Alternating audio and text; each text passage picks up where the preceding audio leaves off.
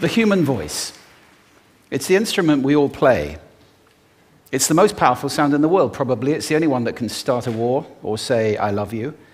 And yet many people have the experience that when they speak, people don't listen to them. Why is that? How can we speak powerfully to make change in the world? What I'd like to suggest, there are a number of habits that we need to move away from. I've assembled for your pleasure here 7 deadly sins of speaking. I'm not pretending this is an exhaustive list, but these 7, I think, are pretty large. Habits that we can all fall into. First, gossip. Speaking ill of somebody who's not present. Not a nice habit, and we know perfectly well the person gossiping 5 minutes later will be gossiping about us. Second, judging. We know people who are like this in conversation, and it's very hard to listen to somebody if you know that you're being judged and found wanting at the same time. Third, negativity. You can fall into this. My mother, in the last years of her life, became very, very negative, and it's hard to listen. I remember one day I said to her, it's October the 1st today, and she said, I know, isn't it dreadful? It's hard to listen when somebody's that negative. And another form of negativity, complaining. Well, this is the national art of the UK. It's our national sport. We complain about the weather, about sport, about politics, about everything. But actually, complaining is viral misery. It's not spreading sunshine and lightness in the world. Excuses. We've all met this guy. Maybe we've all been this guy. Some people have a blame thrower. They just pass it on to everybody else and don't take responsibility for their actions. And again, hard to listen to somebody who's being like that. Penultimate, the 6th of the 7, embroidery, exaggeration. It demeans our language, actually, sometimes. For example, if I see something that really is awesome, what do I call it? And then, of course, this exaggeration becomes lying, out and out lying, and we don't want to listen to people we know are lying to us. And finally, dogmatism. The confusion of facts with opinions. When those two things get conflated, you're listening into the wind. You know, somebody is bombarding you with their opinions as if they were true. It's difficult to listen to that. So here they are, 7 deadly sins of speaking. These are things I think we need to avoid. But is there a positive way to think about this? Yes, there is. I'd like to suggest that there are 4 really powerful cornerstones, foundations, that we can stand on if we want our speech to be powerful and to make change in the world. Fortunately, these things spell a word. The word is hail, and it has a great definition as well. I'm not talking about the stuff that falls from the sky and hits you on the head. I'm talking about this definition, to greet or acclaim enthusiastically, which is, I think, how our words will be received if we stand on these 4 things. So what do they stand for? See if you can guess. The H, honesty, of course. Being true in what you say, being straight and clear. The A is authenticity, just being yourself. A friend of mine described it as standing in your own truth, which I think is a lovely way to put it. The I is integrity, being your word, actually doing what you say, and being somebody people can trust. And the L is love. I don't mean romantic love, but I do mean wishing people well. For 2 reasons. First of all, I think absolute honesty may not be what we want. I mean, my goodness, you look ugly this morning. Perhaps that's not necessary. Tempered with love, of course, honesty is a great thing. But also, if you're really wishing somebody well, it's very hard to judge them at the same time. I'm not even sure you can do those 2 things simultaneously. So, hail. Also, now that's what you say, and it's like the old song, it is what you say, it's also the way that you say it. You have an amazing toolbox. This instrument is incredible, and yet this is a toolbox that very few people have ever opened. I'd like to have a little rummage in there with you now, and just pull a few tools out that you might like to take away and play with, which will increase the power of your speaking. Register, for example. Now, falsetto register may not be very useful most of the time, but there's a register in between. I'm not going to get very technical about this for any of you who are voice coaches. You can locate your voice, however. So if I talk up here in my nose, you can hear the difference. If I go down here in my throat, which is where most of us speak from most of the time, but if you want weight, you need to go down here to the chest. You hear the difference? We vote for politicians with lower voices.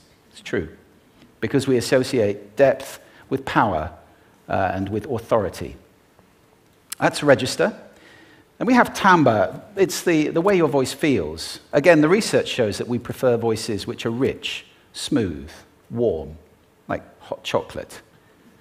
Well, if that's not you, that's not the end of the world, because you can train. Go get a voice coach. And there are amazing things you can do with breathing, with posture, and with exercises to improve the timbre of your voice. Then prosody. I love prosody. This is the sing-song, the meta-language that we use in order to impart meaning. It's route one for meaning in conversation. People who speak all on one note are really quite hard to listen to if they don't have any prosody at all. That's where the word monotonic comes from, or monotonous, monotone.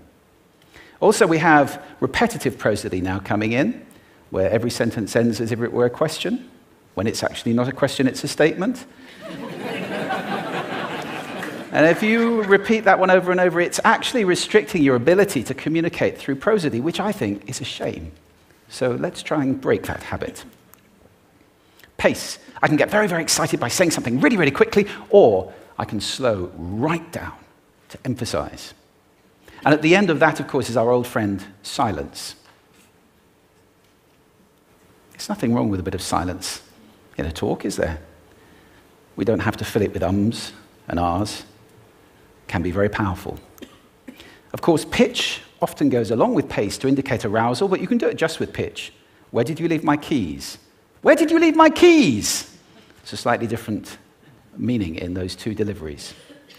And finally, volume. I can get really excited by using volume. Sorry about that if I startled anybody. Or I can have you really pay attention by getting very quiet.